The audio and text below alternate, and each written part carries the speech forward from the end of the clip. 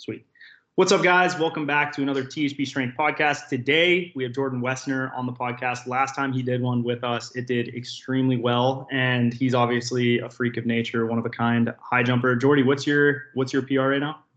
227, just under 7'6". 7'6". Okay, so what I want to talk about today, which I just told Isaiah and Jordy this, I want to get an update on how you finished up your Division I career, and then hear a little bit about how training has been going, what your goals are now that you're kind of finished competing collegiately, what you want to do after that. And then the third thing I want to talk about is high jumpers and the disconnect between dunking, because for some reason there is, and it makes no sense. So, Zay, I don't know if you had other things to talk about. We have 30 minutes, so we got to freaking actually be on it for once. No, let's get it started. I think those questions are a good starting point. Sweet. So, yeah, Jordy, tell me, so you go to finish at Memphis, right? And you go to Florida State, right? That's correct, yep. And you do the outdoor season only. Is that right? Outdoor season only, correct. I ran out of eligibility indoor. About time. So about time. It's been 6 years, man. So did you get your degree? Are you done? Like, you graduated? Are you working now? What's the deal? Yep, absolutely. So I did my undergrad and master's at University of Memphis, and I just did a second master's at Florida State there. That's correct. Do you do master's degrees? Yes, sir. Dual masters. Wow, he is the most educated person in the room right now. I have one master's degree. Combined, Isaiah, we don't have more education than he does. We have 200. Well, John, you're going to go for your PhD, correct? What's that? What'd you say, Jordy? Well, I said John is going to go for his PhD, correct? And I mean, when you jump as high as Isaiah, you don't need a degree. So. Yeah, dude, isn't that the truth? I would consider it. I've thought about it. I thought about doing it at ETSU. Honestly, though, the tough part is that you can't coach. And so, like, if I went to ETSU, I can't own a business and coach at ETSU. Like, I can't be one of the master's degree students, because you're not allowed to, like, as an NCAA violation, you can't do that. So very, very difficult. That's more or less why I had to stop coaching collegiately. You know what I mean? Is like, at first it was like, okay, you have a certain like radius of which you can coach people, or like whatever else, or if Isaiah does it, but it just got too complicated. So I was like, I'm not even gonna like play with fire like this. But so you have your degree in business. You are now working. Are you working at home in Wisconsin? Yep, in Wisconsin, Mercury Marine. So I don't know if you've ever been on an engine. On a boat, there's a 50% chance our engines have propelled it. So. Really? Oh, that's yes, sir. 50% of the market share. Yep. So, all right, getting into the training though. So you finish up at Memphis. How many coaches did you have at Memphis? Memphis, I went through 5 coaches. And then, I got to Florida State. That would have been my 6th coach there in 6 years. So I had a coach about every year. And he actually ended up, Keith Hurston, he actually ended up leaving to Texas Tech the year after I graduated. So it would have been 7 if I stayed another year there. What's like your perspective on collegiate coaching after that? Like, after experiencing 5 to 6 different coaches, like, as an athlete, are you just like, F this, like, I'm just a pawn in this like effed up game that is like these coaches trying to move up? Or how did you? No, John, that's a great question, actually. Coming into track and field in general, I never really thought of, I thought I'd have one coach. That's what I thought going into Memphis. I was like, I'm going to have one coach. That's how it's going to be. I'm going to work with this guy for, 4 to 5 years, and that's going to be it. After I didn't understand financials. I didn't understand anything really going into college. And then, after my first coach told me what he made and I started thinking about it, it's like, well, how do you even support yourself on that kind of a wage, And then it was just the same repeating pattern from there on out, just coach after coach after coach, different training perspective after different training perspective. It's definitely not something I thought it was going to be, to point blank and simple. That's correct. So in terms of like the different training, I guess, programs that you were on, now that you've done like so many different types, what was the most effective, I guess what led to the biggest gains in college when, like, what type of program? And then now, what do you think you would have to do? Like, do you think repeating that would necessarily be like make you as successful in terms of improving, or do you feel like you'd have to do something new or different? That's another good question. I don't think I can answer the latter part of that question, but where I saw personally the biggest gains, and I've tried, all my coaches had completely different training philosophies. It was really interesting. You had Patrick Piles, who trained 2 USA champions, Anika McPherson and Jerron Robinson, both in the high jump. He had a different approach to training than that of Matt Colling, who coached at Maryland for a couple years now. He's going for his chiropractic. But the thing that I thought was the most effective, specifically for jump training, Isaiah, me and you work. I mean, we take maybe 5-6 steps and we're exploding off the ground. That's what we do. Just short, explosive movements. I found you train fast, you will be fast. You train powerful, you are powerful. So yeah, just minimizing the reps. There's a time and place for everything, but just doing explosive work. Don't be doing, any too much aerobic stuff. And, there's times and places where some coaches, not going to call them out specifically, where, I'd be doing repeat, 200s or 60-second runs or, 90-second runs. And, as a high jumper, I mean, our event lasts, I'm comparing dunking to high jump. I think there are definitely some similarity, especially in 1-foot jumping, in the positions that you're hitting. I mean, our events last, less than 3-4 seconds, I don't need to be training 90 seconds, consistently and those were where I saw the worst results whenever I had those kind of coaches training that kind of a way. So did you do those runs like later into the year? Because for me personally, those runs, honestly, they just keep me super light, and they keep my hamstrings healthy. So like with that aspect, I like doing like 200s fast, like 30 seconds or faster. I'll never go slower than that. And then kind of like still putting in a ton of sprint volume, and then kind of like progressing accordingly, obviously, like intensity going up, volume going down, doing plyos. Really, I mean, for me, it's like as much as I can when I'm healthy enough to like hit them hard. Did you feel like that stuff helped, or was it really just like any of this is like useless for you? I think there's a time and place for everything. I mean, do I think there's a time and place for a high jumper to be doing 60-second runs? Depending more on the athlete. For females, maybe. Yeah, exactly. For females, maybe a little bit more so. Females. No, just with the metabolism, testosterone, that kind of thing. Getting more in shape.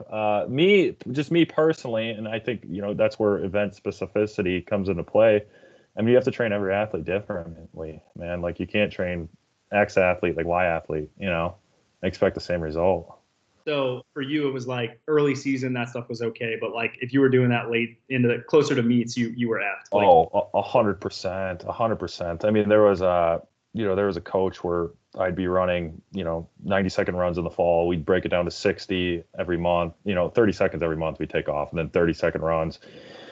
And, we just stick at 30-second runs there for the, going into the season. And I noticed my endurance and my top speed per se might have been quicker, but my acceleration was garbage. I couldn't accelerate out of blocks. I couldn't push out of the back end of the approach nearly as good as what I could off of, the short explosive training. Had you done other stuff with it, or was like you weren't even doing acceleration and lifting at the time, or were you? The lifting was higher reps, lower weight. And again, I do believe there's a time and a place to do that. It's just for power athletes, an event lasting 3-4 seconds, I think, your main focus should be on quick, explosive movements, powerful movements, not necessarily 10 sets of 10 on the squat rack, right? I find it weird to hear that that's what you were doing, honestly. That is an over exaggeration, 100%, 10 sets of 10, but it's not too far off, really. Yeah, I mean, there's definitely. And you were doing that like heading into the season, like when you were about to compete. It was that like high rep, lower weight. The earlier part of the season, and if it's funny because if you look at TFers, you'll see the results. TFFRS gone, TFFRS every year I had a different coach, right?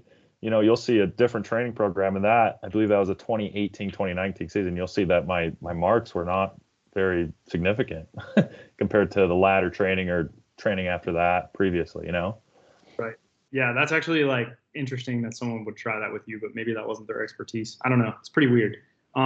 So like after all that kind of like said and done, you go to, I know Keith is like a good coach. I've coached against him when I was at Duke, and he was at Florida State, and he produces long jumpers like no one I've ever seen. Like, it's insane.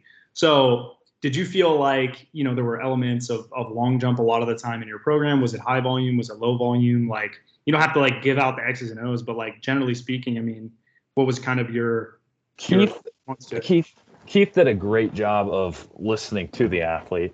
Keith is an absolute genius when it comes to the weight room. Just absolutely incredible. He peaks you at the correct time, and that's the time. He does a great job with that. In terms of, it's hard to say whenever you have a coach for a year. So it's hard for me to say whenever I had all the previous coaches as well, just because, you jump in. And the thing with Keith was he listened to the athlete. Previous coaches, maybe not so much. He said, hey, what works for you whenever I got there? And that's kind of what we did. We didn't change too much around. In terms of the long jump, I worked mostly with the long jump. I was down there with Isaac, Jeremiah, Ja'Cory, the triple jumper. For people that don't sorry, what are their marks? What were they jumping? Oh, geez. Isaac's gone 830, 831. Yeah, absolutely incredible. Jeremiah just got over 806 this season. He might actually have an 810 mark. I'm going to say 806. I'm not. Don't quote me on that. Ja'Cory's high 7, and I believe he's a 1620 triple jumper. So I mean, just freaks. I mean, freaks of nature. Absolute freaks of nature for sure, like in their own respect. So like all of that together for you now, you're looking at like, okay, I want to go from 227 to 227. Is that right? Yep, correct. 27 to 230, right? Even just that 3 centimeters, which seems like not a lot, but it's yeah. It's like Isaiah and I say, we're like, dude, going from 48 to 48 and a quarter in your vertical would be incredible. Like if you touched just insane.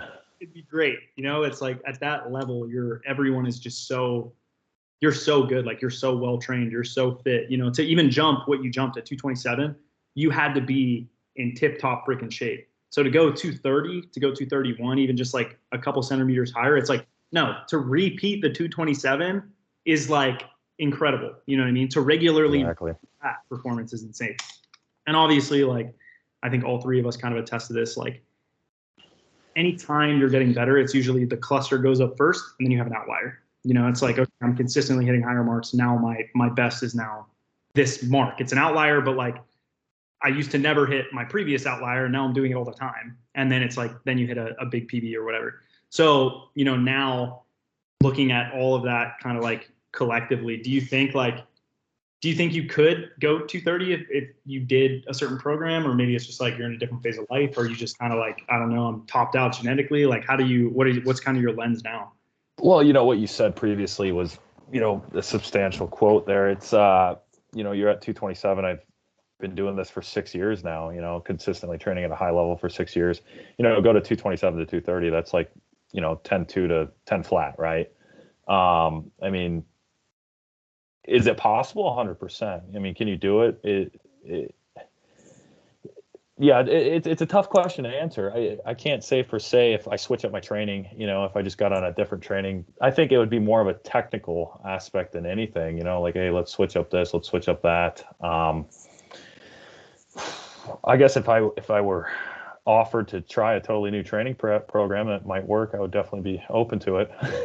That's going to get me to 230, 100%. So, like, we wrote some general prep for you. What was your response to? I literally wrote that ground up thinking, what would Jordy enjoy doing? I was like, no, I recall your what's the app called again that you use? Team Builder. Yeah, we use Team Builder, and I wrote out like a 3-month off-season kind of program for you, and it started with a lot of like, I think it started with running and then like extensive plyos, and then it went into, so there was like no lifting at first. Then you had 1 month or 3, it was like 3 or 4 weeks of like a lot of lifting, like traditional. I was like, look, Jordy, this is the only month you're really going to do heavy lifting, like make the most of it for this 1 month.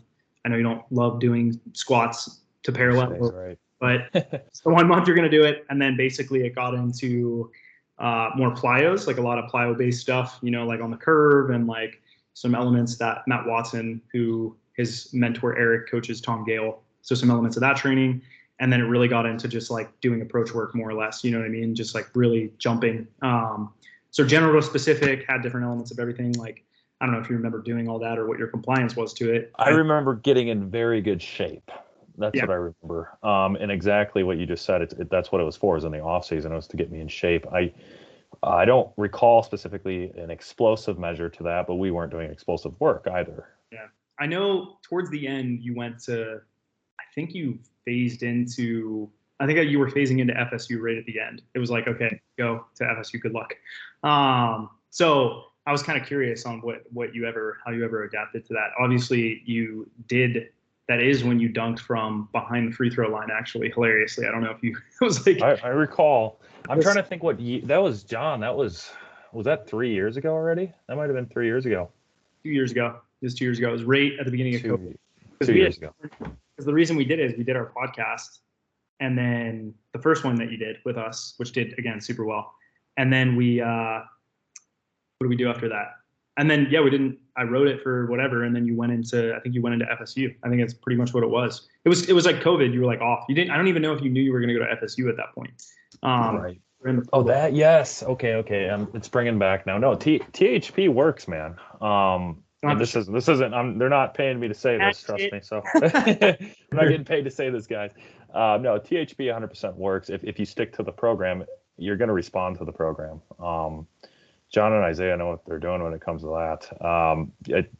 I do recall now it's 2 years ago. I don't have the best memory, but that is when I first jumped from the free throw line. You are correct. And I was behind the free throw line as well. That was one of my better jumps. Yeah, that was a good one, man. So this is kind of how you worked over the last 5 or 6 years coming to this different stage of life. Now you're more or less like, where are your priorities? Are you really just like trying to dunk more or less? Are you ever going to compete again? Like, what do you care at all? Or are you just going to box? Like, what's your mindset like right now?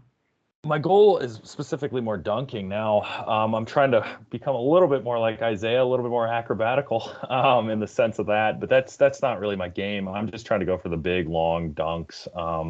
I'd like to just dunk as far as I can. That's my new goal. That's what I set in the indoor season. I'm definitely going to ramp back up, do some indoor high jump in 2023, 2020. Yeah, that season. In terms of high jump specifically, it's just track and field. That's a whole nother podcast. Track and field is a very tough sport, I think, from a financial and rewarding aspect.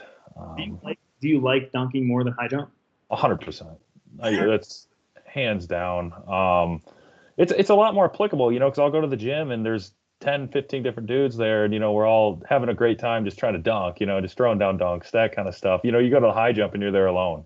You're on the high jump apron alone. Nobody really understands the sport. I'm over there in practice, jumping 214, 215, and you got just people walking past, not really understand. Like, they're like, wow, it's a pretty tall bar, but they just don't understand the sport. They don't understand how high that actually is. Yeah. You at meets, you're attempting 225, 224 bars, and people just, hey, that's pretty cool. But you go do a simple dunk, and it's like people are blown away by it. People don't care at meets when you're jumping over 220. They don't give a rip. Oh man, there's been meets where you're jumping 220, 223, and it's like you get people watching, but it's like I said, you get a group of guys in the gym, and you're jumping from the free throw line. I mean, that's more hype than it is me jumping 220. That's just like I think of something like dunk camp where I'm trying to touch like 12 on the vertex or something like that, and like everybody's like getting really hype, and I can't imagine trying to touch vertex with like everybody just like.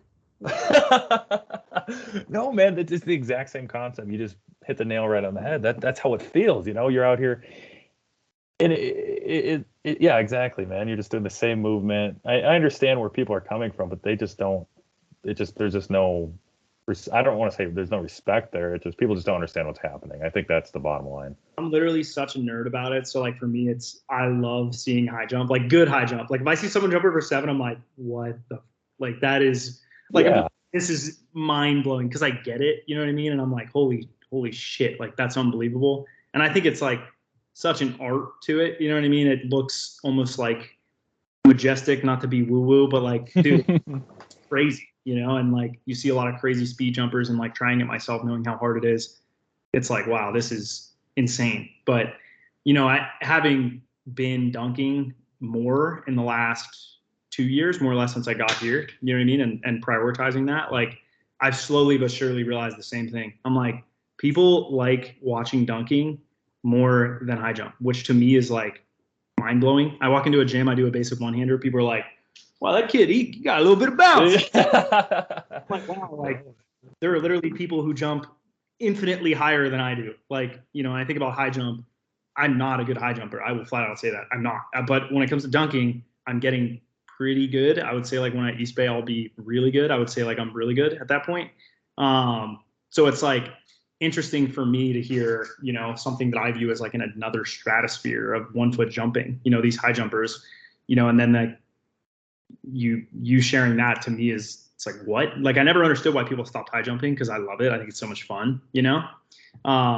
Like I wouldn't have stopped had I been able to like rotate around the bar normally, but I never feel like I got to a point where I was hitting my like potential. You know what I mean? I'm like, dude, my verticals, and this brings us into the next topic that I want to talk about. I'm like, dude, my vertical's like 40 inches. I can touch 11.3, 11.4, you know, and I see these guys that can't even dunk that are jumping 6'10, 6'11, you know, almost 7 feet. I'm like, how does this make any sense? I jump 6'6". They're jumping 5 inches higher than me, but they can't dunk a basketball, and I can almost put my elbow in the rim. I'm like, what? Yeah, no, it really is weird. I mean, but I would like to get Isaiah's perspective on high jump itself. I mean, he's the Isaiah. Now you've never done high jump, correct? He has. I have actually. You have, okay. Yeah, I'd be curious. Yeah, my story with high jump. First time I ever tried it was in 8th grade.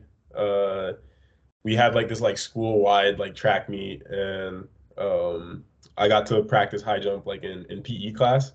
And I think I was jumping like 5'4" or something like that, or like 5'3". Great, all things considered.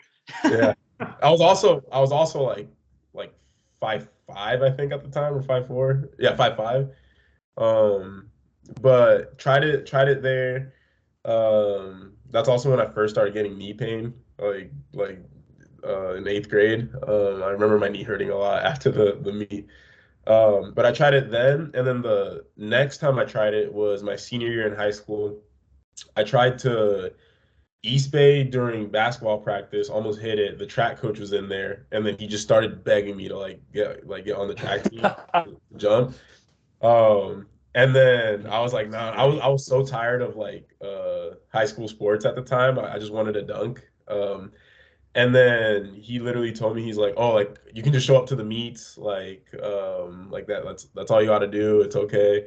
So I went to the meet, and I was originally only gonna long jump and triple jump, but they needed a high jumper there, and I was like, screw it, like I'll try it. Hadn't tried it in 5 years, but I went. The coach gave me like a technique rundown, and I actually ended up jumping 6'2" during that meet. That's pretty good, dude. What grade is this? This is my senior year. I was 17. That's pretty good, man. Like just for going out and doing it, actually, that's really good. Yeah. Yeah. That's incredible. Yeah. What did you say, John? I said, for having never ever jumped, going 6'2" the first day out, like I don't know. It kind of makes sense to me, because I'm like, I know how freaky you are as an athlete. I'm like, yeah, I'm not really. I was really good. Like I had good technique over the bar. Like the arching over the bar was like very like intuitive for me, whereas like a lot of people like struggle with that. But yeah, I tried it then, and then that was the last time I ever tried it. That was the last time, really. Yeah, it's amazing. But now you were naturally a 2 foot jumper, or could you go off one? You know, I was dunking off 1 foot. Like I could. At the time, I think I windmilled. I was windmilling off 1 foot. My 1 foot and 2 foot were actually always like really close to each other, but I after that I stopped going off one because of knee pain, and then that's when my 2 foot just like surpassed my one. But my 1 foot and 2 foot were always really close to each other. That's super interesting, man. Yeah. So I don't see a lot of people who can jump off 1 and 2 feet. It's very rare that I see that. Austin. Yeah, Austin. Isaiah still can. Like, I mean, he'll do two. You just posted a video where you did a 2-hander in game, like off one in traffic. Like you definitely can jump off one easily, and it's like kind of common. Like Jordan Kilgannon can Eastbay off one. He can windmill off one. He A can lot like, of dunkers you don't post started it. as 1 foot jump. Like a lot of 2 foot dunkers started off as 1 foot jumpers. Like Jordan Kilgannon was a 1 foot jumper. I think Lee Peck, he was like a 1 foot jumper back in the day. Yeah, like there's some videos of him like reverse windmilling and stuff off one. wow. But yeah, it's I don't know, it's weird. And then they usually convert like at some point. That's So- incredible. So here's the bigger question: why is there such a discrepancy? Like I am the reverse. I'm much better. I would say even Isaiah is maybe the reverse. Way better at dunking than we are at high jump, and I dedicated a large portion of my time to high jump. You know, Isaiah, you didn't really. So like, who knows? Maybe it was more intuitive. Maybe it wasn't. But Jordy, like, what do you think? Like, I've been thinking a lot about it, and part of it for me is like maybe arm length is like somewhat of a role. Like if you have long arms, it is not conducive to high jumping well, because if you see a lot of high jumpers, they don't have super long arms. Like Mutaz does, but if you look at like Ivanyuk, the Russian guy, he doesn't. Good example. Yeah, if you look at, I don't even think like I would even say Yukov even necessarily had. Wait, is that right? Yukov. Yeah, I wouldn't even say his arms were super long. They were longer. Mutaz is like no upper body mass, and his hips are super high. Like I think his hips are higher and his torso is shorter relative to like some. Oh man, I would love to see a picture of that guy wearing like khakis and with a shirt tucked in. I bet he doesn't have a torso.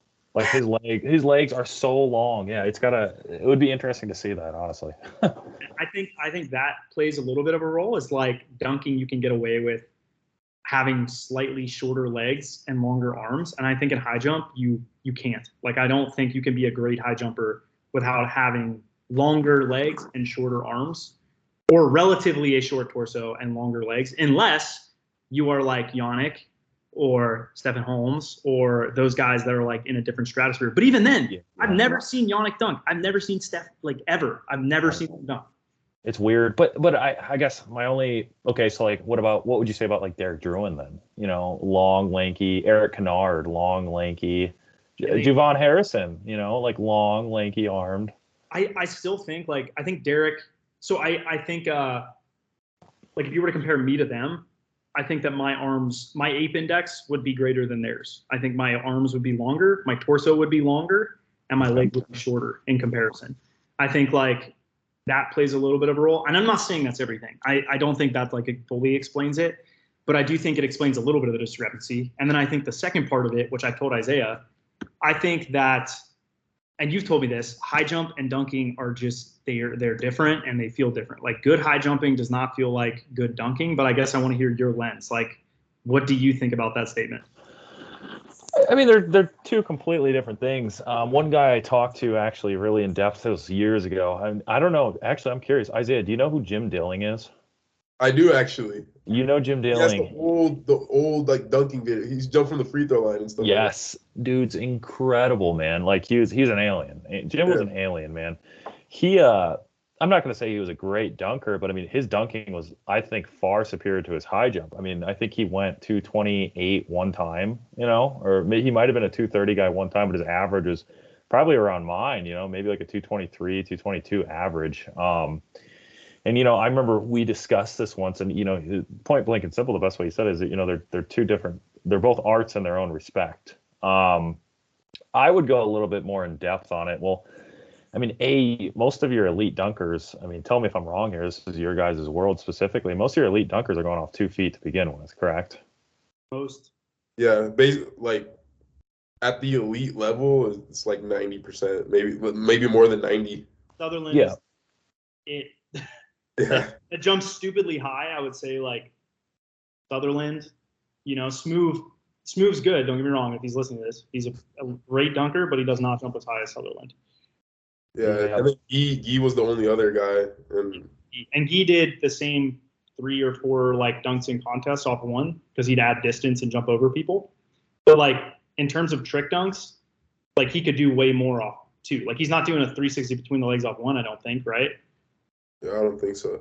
Put it this way, it's like compare the dunkers that you see on Instagram. It doesn't have to be an elite like pro dunker, but like the guys you see dunking on Instagram that have like a 46 plus inch vertical is very it's very polarizing. It's all like 2 foot, mostly 2 foot guys. I think that's where we need to start with this is, I mean, most dunkers are going off 2 feet, right? A high jump, you have to go off 1 foot. I mean, I think we could talk all day, about that alone. I'm coming off 2 feet for me. I can't jump. I mean, I might have maybe, maximum vertical off 2 feet, right? And you see that with a lot of jumpers. I know Eric Kennard's standing vertical is 34 inches. It's not very impressive. You take guys like Stefan Holm. I mean, we have a standing vertical of, I don't even think the dude hit 30 inches, but his running vertical was insane.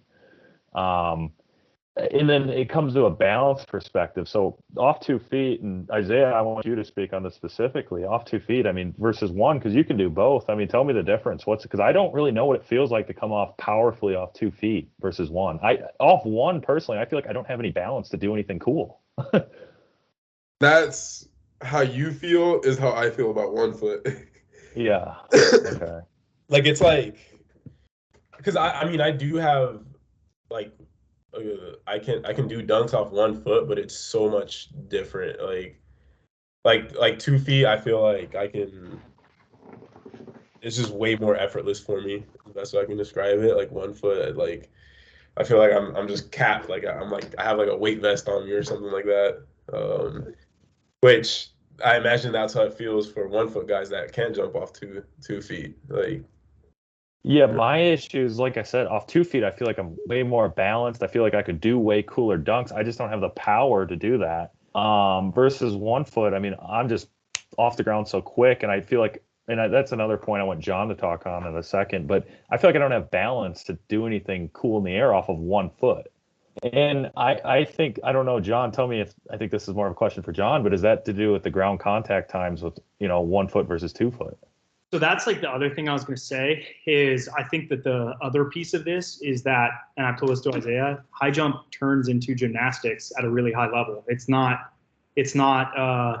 jumping vertically anymore. Like if you see Ilya Ivanyuk go to touch 12 feet, you look at his vertical and it equates to roughly 50. And if you talk to Thomas Kortenbeck, he'll say, oh yeah, you can do your standing, approach jump and jump and touch, and you can subtract your standing reach and you can roughly get what you will high jump. But like a lot of the time, that's interesting. I say that again. So he said that if you look at you take your center of mass height, look at what your running touch is, like you run and you touch like your max touch, and you get your vertical, you can add your vertical to your center of mass and it'll roughly be what your high jump PR is. So super interesting. If yours is 53, how tall are you? 6'3".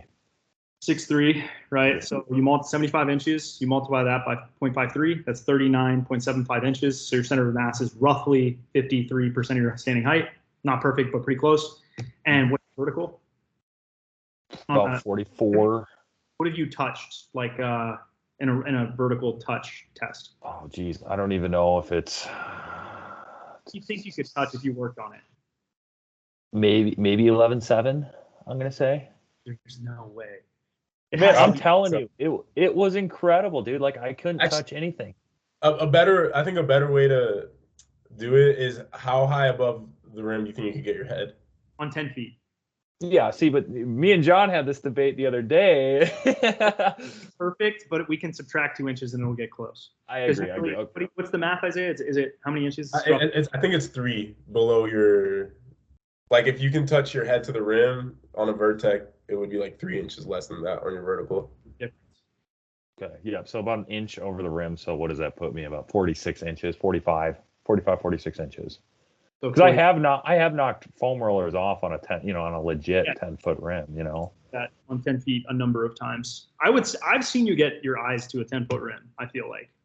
Yeah, pretty close. It's close. So let's just say that that's like 4 inches. So, you get so 48. It's minus so like 45, 44, 45. So we'll do 39 plus 45. Okay, that puts us at 84.75. I divided by 12. It's 7.06. So 0.06 times 12. 0.06 times 12. That's 0.72. That puts you at like 7.1. That's roughly what it estimates. Like the vert test, the one I just said, it would estimate your. That's interesting. At 7. That's pretty. I mean, that's surprisingly close. You know, I mean, you've jumped 7.5, just under 7. Yeah.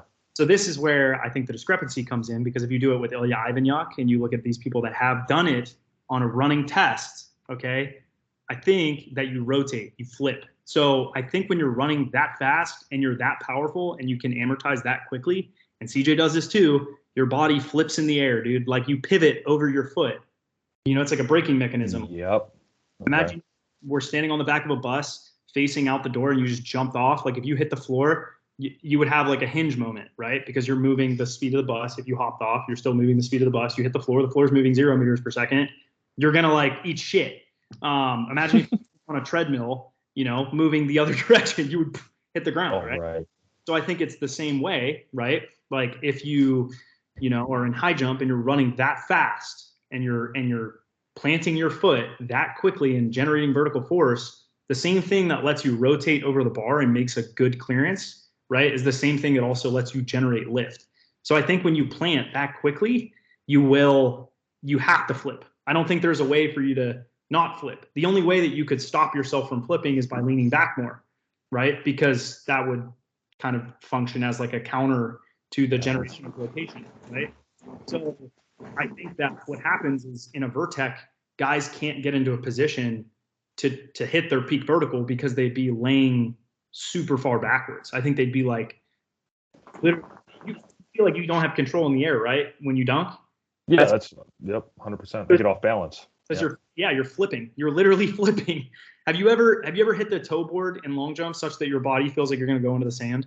Oh, I mean, whenever I'm dunking, you know, from the free throw line, sometimes I'll get in a bad position at takeoff, and it's exactly what you just said. You get your torso gets above your knees and your hips and everything, and it just feels like you're going to literally flip over. Yeah, and eat shit. And I think that's why, I'm pretty sure that's why off one foot we don't see the verticals. Like guys can't use it. They don't know how. Because I think if what you were to do is, you know, let's say hypothetically guys could amortize, or they were coordinated enough to do it, I think that they probably could, but there's almost no one that is. Like you're a rare scenario where you're a speed jumper who high jumped and who can do what they do on the high jump apron on a basketball court, right? You can use a lot of your vertical on the basketball court. But I think when you get into those, like, you know, similar speed jumpers like Mutaz or Gianmarco, I think is how you say his name, Tamburi, I literally think they would eat shit. If they ran as fast as they could and planted, they would literally eat shit. And I don't think that they would be able to, they'd focus so much, they wouldn't be able to look at the ball and take off correctly because most high jumpers are not ball sport athletes. Like, you know what I mean? They do track. There's no ball. And I think as soon as you put a ball into the equation, they can't motor map the same way that they do on a high jump apron, or it would take a lot of work. One guy that I have I will say power jumpers, I think do it better. So it surprises me that you said that Jerome Robinson, is that you said? Jerron Robinson, correct. That he struggled to dunk because he's a power jumper off 5 steps. I would expect him to literally be able to get his chest to the rim on a pop-up. Like, but the fact that he can't dunk, I'm like, that makes no sense. Like, I mean, he doesn't have a problem dunking per se, but it's just not, there's just high jumpers out there where, you know, I'm like, hey man, let's go to the gym, you know, you'll see it. And it's just not what you think it would be, you know? And I think you nailed it on the head though, with the power jumping. Cause like I said, the Ivan Ukov, crazy power jumper, crazy on a basketball court. Again, he's more than likely lacking the acrobatical scenario of it, but just crazy vertical lift. But now I think that goes into the biomechanics of the body as well. And this is another thing you can speak a lot more depthly on than me, but it's, you know, tendons versus muscular. Off 2 feet, Isaiah's using a little bit more muscular forces, and I'm assuming I'm just using more tendon. I mean, it's definitely different. Like the way that I describe it to people is everyone's tendons are going to function like a different type of ball, right? So like Isaiah's probably function like, you know, you're going to be like a golf ball on concrete, Jordy. Isaiah's going to function like a lacrosse ball on a track surface. You know what I mean? I'm going to be like a basketball on concrete, right? Like everyone has an ideal kind of like their takeoff mimics their tendon properties. And every time that you change the tendon property, like whether it's stiffer or softer, you're going to change what the muscle fascicle does. So in your case, your muscle probably functions more isometrically, and it's just really fucking good at holding those positions. And when you're in a really strong leveraged position where you can produce a lot of force in an eighth squat, in a quarter squat, right? Like your tendon, if it stretches a little bit from all the momentum in your run up, like you don't have to be insanely strong, right? You're in a really leveraged position. So if your tendon can absorb and release that energy, like you're going to get a ton of lift, you know? In Isaiah's case, he can kind of do both. Like his Achilles, his patella, they're probably stretching, but I think at different points, right? Like he can produce a shit ton of force in a half squat, like RFD through the fucking roof. So when you pair his RFD in that position with the fact that his tendons are also augmenting that as well, right? Because they're softer, like he can stretch it more in that lower position because his muscles are literally strong enough to pull the tendon and stretch it and store energy, right? So he's, even though he's in a worse position in terms of leverage, his intramuscular tension is so freaking high that it doesn't matter. Like he's able to get both the benefit of his tendon, but also his muscles producing, and not that yours don't produce a lot of force because they will, but the contribution of each of those and how it happens, I think is very different. Like I would assume Isaiah's fascicles lengthen and shorten a lot, and I would assume that yours don't. I would assume yours don't move very far, but your tendon on the other side does move. And I mean, wouldn't you see that in the ground contact time itself? I mean, Isaiah's on the ground a much longer time than me. You just tell by watching videos, right? Yep, and that is to him because he can generate more impulse that way, right? It's like throwing a pitch. For you, Jordy, it's like you're like I'm trying to. There's not even an analogy. It's almost like whipping a lacrosse ball against one of the lacrosse balls. Like you're just like, real quick. He's just right. like pitching. He's like throwing a pitch or a wind up. Like it's almost like he's taking the lacrosse stick back here and he's like, oh, and you guys get the same impulse. You get the same lift off the floor, but how you do it is like very, very different in terms of the intramuscular, like musculotendinous kind of mechanism behind it. So I think with power jumping, the reason I think that they can do it is they're on the ground longer. So I think when they plant their heel, they can break more effectively, right? Because they can stop themselves from flipping. I actually think that what happens is with a lot of power jumpers, you know, they mush their heel into the floor. Mm-hmm. It's like throw it right in there. Kind of roll your foot laterally. Yep. I think what happens is they're like tibialis anterior is so strong that the braking forces when they hit the ground like that, it gives them way more time, but it also stops rotation.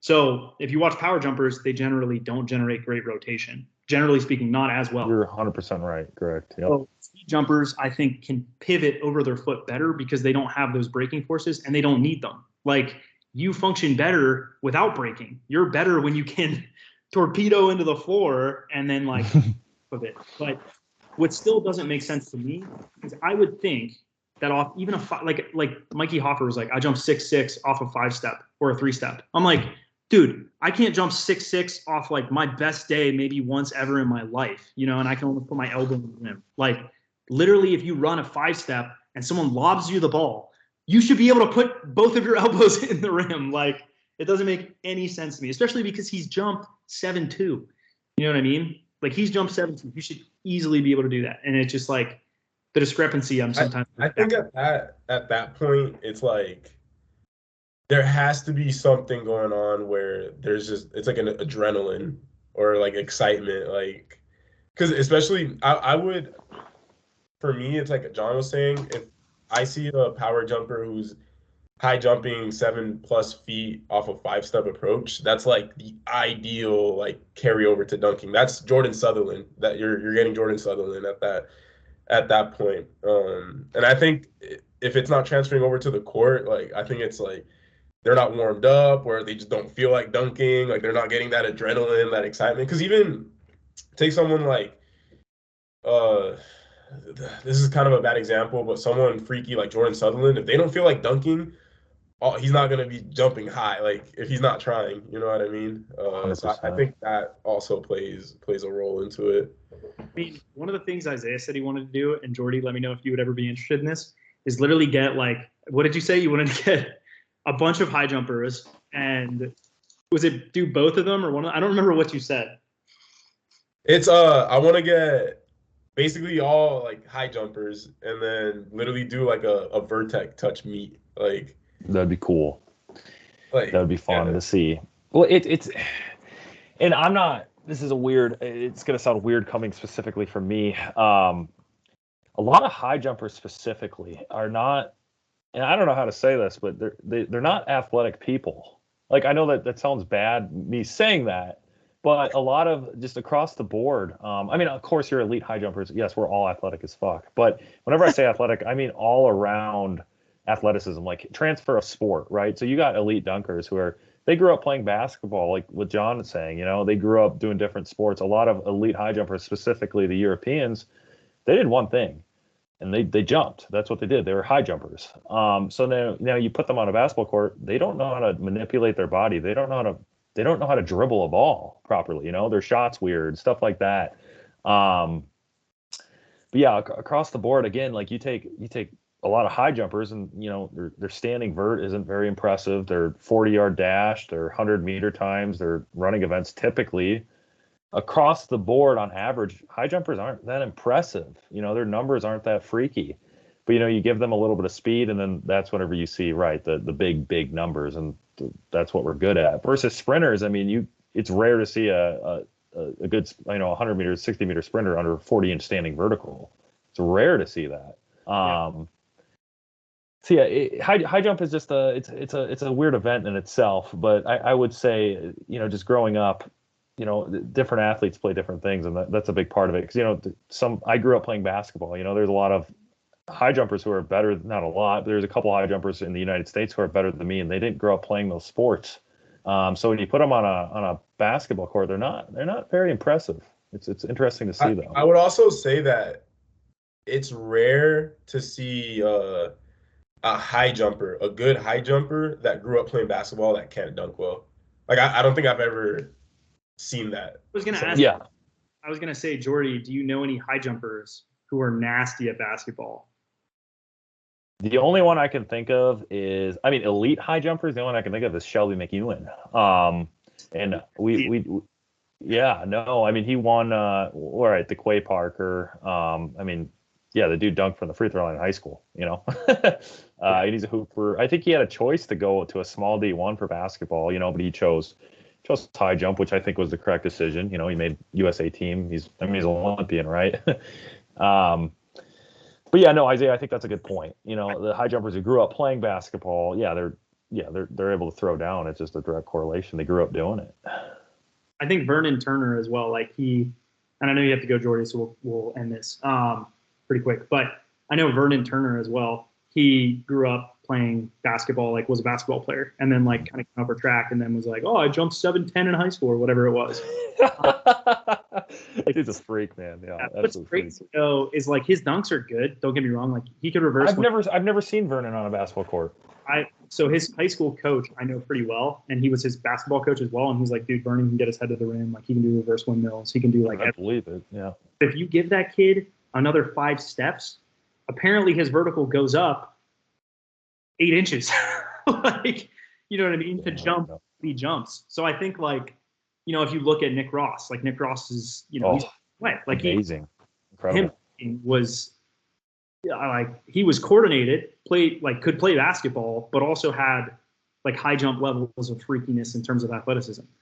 He just mind blowing, you know what I mean? And how good he actually was at both of those things. But you don't see that super often, you know what I mean? Tony Crosby, one of the best dunkers right now, was a 6'6", 6'8", maybe, I think. He's 5'7", but still, 6'8", you know what I mean? But on the basketball court, dude, he can dunk the shit out of the ball. Off 1, off 2, he can do anything. Yep. He's actually 5'6". 5'6". It's amazing. No, it's absolutely incredible. Keeping that in mind, his high jump is stupid. But you hear of 5'6" guys jumping higher than that even. You'll hear of 5'6" guys jumping into the 7s, you know what I mean? That's not unheard of. Yannick jumped, what did he jump? He's 5'7", maybe 5'8", I don't know. And he jumped 7'4", something like that, 7'5". So, Tony is good at high jump. He's great at dunking. He can 360 East Bay off 1. And again, you don't see him struggle with kind of the things. First off, his hands are disgusting. Like his coordination is unreal. The second thing is he doesn't have the issues that you were talking about with like control and feeling off balance. But if you watch jumpers like you, Briz, who else is a speed jumper like you guys that really hit the ground hard and jump high? I don't even know. It's in dunking. It's just you two. I think it is just them too. What about Guy Jesus, I'm gonna murder it. I don't even want to say it. He's not a speed jumper. He's a power jumper. Oh, I haven't seen him for so long. That's the only other 1 foot dunker I could think of. Jumper. Nick's a power jumper. Tony's a power jumper. Smooth's a power jumper. Jared Worm, he's a power jumper. Jared Roth. Oh yeah, Jared Roth, he's a speed jumper. He is, but how and Obi Chamberlain both are. Jared Roth is probably the only one I've seen have insane control in the air the way that like pro dunkers do, but I don't know if he jumps quite as high as you. I mean, I don't know. I don't want to say anything to piss anyone off. I don't know if he has the same lift. Wait, who? Jared Roth? Yeah, I don't know what his vertical is. He doesn't jump very high, in my opinion. So I think if like you look at just you two, and Obi doesn't jump as high as you guys yet. I think he has potential to, but not yet. I think Jared Roth is like probably like low to mid 40s, maybe. Yeah. I think in low 40s. But his feet are unbelievable. I think a video of him right now. I've heard of him. I just haven't really seen him per se. He'd be a good person for you to study. If you want to learn trick dunks, he'd be a good person for you to study. Yeah. I actually would very much agree with that. Jordy, if you want to get good at trick dunks, watch more Jared Roth. So yeah, I think that those guys, I would say he probably does rotate a little bit though. Like I think he's at the verge of kind of getting to that point, but he also takes off a little bit differently than you do, Jordy. It's more like a push than it is like a deflection. Like when you take off, Jordy, it looks like in the air from your penultimate step to your plant, your body turns into this straight line fucking pole, and it just, I don't even know, it flies into the floor like a rail gun, and then just and Jared doesn't look like he quite does that. Like you see a lot of deflection in your pelvis, like your whole pelvis goes like, you know what I mean, the other direction. It's like different. Briz does the same thing actually. Yeah, I'm watching him right now. He is on the ground. Yeah, he's definitely a speed jumper, 100%. It's just, yeah, I know. I see what Isaiah's saying, but yeah, he's freaky. I mean, he can do about everything. It's kind of fun to watch. Anyways, I think that's a good place to close this off. Jordy, thank you. I know we went 22 minutes over. You can bill us. Yeah, dude, I'll send it. The last question is, when are you going to come dunk with us, dude? When are we going to get to see the specimen that is Jordan Wesner in person? The dunk camp, man. I'm cool with the dunk camp. Are you going this year? Yeah, if we can work out the details, yeah, that would be. I know we were talking about that previously. I know. Right? I didn't know you were down. I thought you had USAs. No, I'm not. I decided not to. I was going to compete in a couple meets outdoors. The weather up here and all that, just never got to it, man. You're telling me if Andy's okay with it and we can get you here, or we can get you to Utah, you would do it? 100%. No, I'd love to, man. That would be fun. That would be awesome. I'm going to call Andy after this. That'd be a blast, man. I would love that. All right, well, Jordy, thank you for coming on. What's your Instagram handle? Jumpman_Wesner. Jumpman_Wesner. Thanks for coming on, Jordy. If you guys want to do the training that you see Isaiah and myself do and what Jordy did when he dunked from the free throw line, you can go to THPStrength.com and sign up for training there. That's all I have. Peace out, guys. We'll catch you on the next episode. Thanks.